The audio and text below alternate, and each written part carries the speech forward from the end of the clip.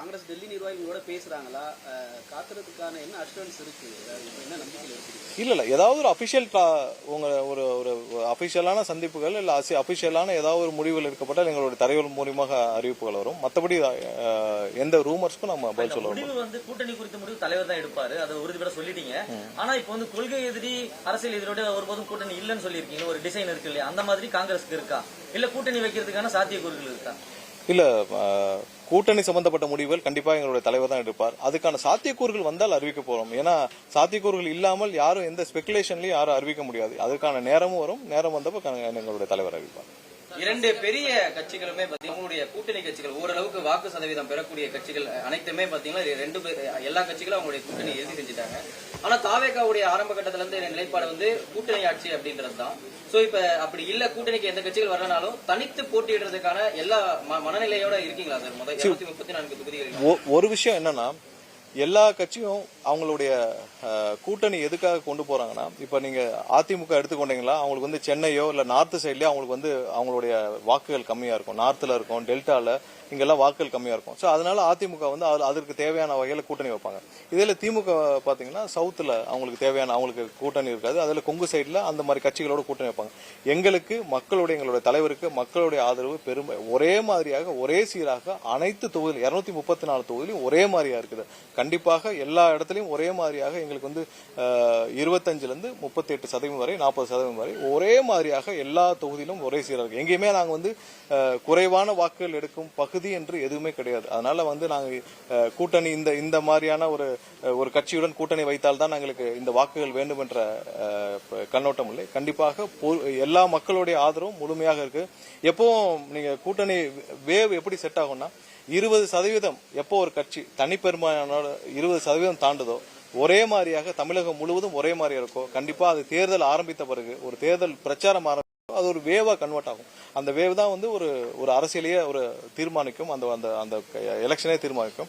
So அதே மாதிரி தான் இந்த தேர்தலும் இருக்க போகுது. எங்களுடைய கட்சி எதிர்கட்சியே சொல்லுது 20% நாங்கள் தாண்டி விட்டோம் என்று. சோ 20% எல்லா தொகுதியிலும் தாண்டினப்போ நீங்க தேர்தல் அன்னைக்கு வாக்கெடுப்பு அன்னைக்கு போலிங் டே அன்னைக்கு பாத்தீங்கன்னா இது கண்டிப்பாக 45% மாறி இருக்கும். இன்னைக்கு இருக்கிற நீங்க 25 பேர் 30 கட்சிகள் சேர்ந்து கூட்டணி அமைச்சாலும் அது பொருந்தாக கூட்டணியா இருக்கும். அது ப்ராஃபிட் மார்ஜினே ஒரு கம்பெனி 4 கம்பெனி சேர்ந்து ஒரு ப்ராஃபிட் மார்ஜினுக்கு கூட்டணி வச்ச மாதிரி இருக்கும். அதை எதுவும் மக்கள் ஏற்றுக்கொள்ள மாட்டார்கள். கண்டிப்பாக தனிப்பெரும்பான்மையோட எங்களுடைய கட்சி ஆட்சி அமைக்க அளவுக்கு சீட்டுகள் வைக்கும்.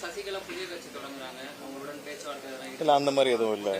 விருப்ப மனு நாளையோட முடியுது திருப்பி கொடுக்கறதுக்கு. இதுவரை எவ்வளவு திருப்பி கொடுத்திருக்காங்க? இல்ல அறிவிப்புகள் ஏதாவது வருமானம்? இல்ல இப்பதான் கணக்கெடுக்கும் பணிகள் நடந்துட்டு இருக்கு. எங்களுடைய அலுவலகத்தில் எங்களுடைய பொதுச்செயலாளர் தலைமையில கணக்கெடுப்பு பணிகள் நடந்துட்டு இருக்கு. இன்னும் ஒரு சில நாட்கள் இருக்கு விருப்ப மனுக்கள் முடிஞ்ச பிறகு மொத்தமாக நாங்கள் அறிவிப்போம். இல்ல நீங்க அவங்களுடைய பயத்தை பார்த்தால் அவங்க 200 இடங்கள் ஜெயிக்கிற மாதிரியான இருக்கு. என்னைக்காவது சிஎம் கடந்த ஒரு வருஷத்துல 200 இடம் ஜெயிக்கிறேன்னு சொல்லியிருக்காரா? அவருக்கு தெரியும் உள்ள நிலைமை. இன்னைக்கு முதலமைச்சர் தெரியும் அவர் எத்தனை இடத்துல ஜெயிக்க முடியும், அவர்கள் எத்தனை இடத்துல ஜெயிக்க முடியாதுன்று. அதனாலதான் ஒவ்வொரு நாளும் நீங்க பாத்தீங்கன்னா அறிவிப்புகள் புதிய அறிவிப்புகள் வருது. ஒவ்வொரு நாளும் டெண்டர்கள் 4000 டெண்டருக்கு மேல ஒரே மாசத்துல கொடுத்து முடிக்கிறாங்க. சோ இவ்வளவு அவசரமாக அவர்கள் செயல்படுவதற்கு காரணமே அவங்க ஆட்சிக்கு வரமாட்டோம் என்று முதல்வருக்கு தெரியும், திமுகவுடைய முக்கிய தலைவர்களுக்கு தெரியும், எல்லாருக்கும் தெரியும், இங்க இருக்கிற அதிகாரிகளுக்கும் தெரியும்.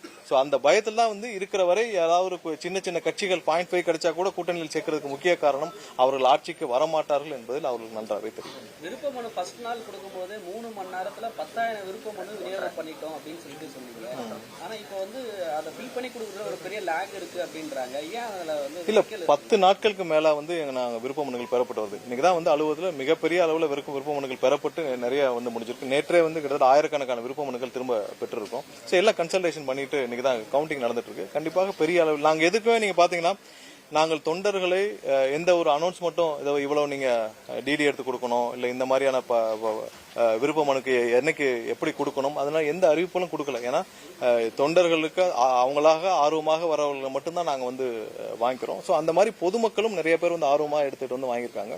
சோ 10,000 ரூபாய் கட்டி டிடி எடுத்து கட்டி வாங்கிட்டு வராங்க. சோ அது சம்பந்தமா நாங்கள் எந்த அபிஷியல் அறிவிப்பும் கொடுக்கல. அங்கங்க வர்றவங்களுக்கு நாங்கள் தகவலாக தான் சொல்லி அமைச்சிருவோம். ஏன்னா பெரிய அளவிலான மக்கள் முதல் நாளே 10,000 பேர் விருப்ப மனுக்கள் பெற்றிருந்தாங்க. சோ அந்த மாதிரி நிறைய பேர் ஆர்வமா வாங்குறாங்க. சோ அவர்களுக்கு நாங்கள் அறிவிப்பு தகவல் கொடுக்காமல் நிதானமாகத்தான் இந்த விஷயத்தை நாங்கள் கையாளுறோம். கண்டிப்பாக நாளைக்கு முடிஞ்ச பிறகு இந்த ஒரு சில தினங்களை முடிஞ்ச பிறகு நாங்கள் மொத்தமாக கவுண்டிங் எடுத்தாங்க.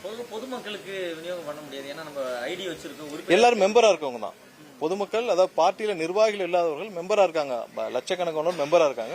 அந்த மெம்பர்கள் ஒருத்தர் வந்து கண்டிப்பா அவங்க வந்து டவுன்லோட் பண்ணி சப்மிட் பண்ணலாம். சார், இறுதியா ஒரு கேள்வி, சட்டமன்ற தேர்தலில் நீங்க போட்டியிடுறீங்களா? எந்த தொகுதியில? இல்ல, அது எங்களுடைய தலைவர் தான் முடிவு செய்யணும். யார் இல்ல எல்லாருக்கும் கண்டிப்பாக என்ன செய்யணும்னு எங்க கட்சியில எல்லாரும் என்ன செய்யணும்னு எங்க தலைவர் முடிவு செய்வார். எங்க தலைவர் என்ன முடிவு செய்வாரோ அதை நாங்கள் அனைவரும் ஏற்றுக்கொள்வோம்.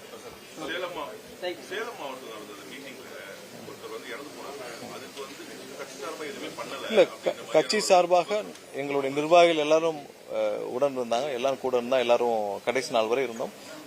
இப்பவும் அவங்களுடைய குடும்பத்துடன் தொடர்பு கொண்டு அவங்களுக்கு தேவையான உதவிகள் நாங்க செஞ்சுட்டு இருக்கோம். சார், இனி வரும் காலங்கள்ல வந்து இந்த ஓபன் கிரவுண்ட்ல வைக்காம ஒரு இல்ல, அடுத்த மாநாடுகளுக்கு ஒவ்வொரு மாநாடுகளுக்கும் நாங்கள் எவ்வளவு உச்சகட்டமாக எவ்வளவு வந்து பொதுமக்களுக்கு பாதுகாப்போடு இருக்க முடியுமோ அதெல்லாம் கருத்தில் கொண்டுதான் நாங்கள் எங்களுடைய மாநாடுகள் வச்சுட்டு இருக்கோம். சோ அடுத்த இதுலயும் வந்து நடக்க போற மாநாடுகள்லயும் இதெல்லாம் கருத்தில் கொண்டுதான் பண்ணிட்டு இருக்கோம். நாங்க வந்து 5000 கீழே தான் எங்களுடைய கூட்டங்களுக்கு ஏற்பாடு செய்யறதுக்காக திட்டமிட்டு இருக்கோம்.